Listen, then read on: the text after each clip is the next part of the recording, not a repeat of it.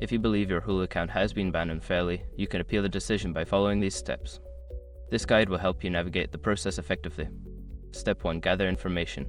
Collect all relevant details regarding your account, including your username, email address associated with the account, and any messages or notifications you received about the ban. This information will be essential for your appeal. Step 2. Review Hulu's Terms of Service. Familiarize yourself with Hulu's Terms of Service and community guidelines. Understanding the rules can help you identify if there was a legitimate reason for the ban and prepare your argument for the appeal. Step 3. Contact Hulu support. Visit the Hulu Help Center and locate the contact options. You can reach out via live chat, email, or phone. Provide them with your account details and explain that you would like to appeal the ban. Step 4. Submit a formal appeal. If instructed, submit a formal appeal through the designated channels. Clearly outline your case, including any reasons you believe the ban was a mistake. Be concise and respectful in your communication. Step 5. Wait for a response. After submitting your appeal, allow some time for Hulu to review your case. Keep an eye on your email for any updates or requests for additional information.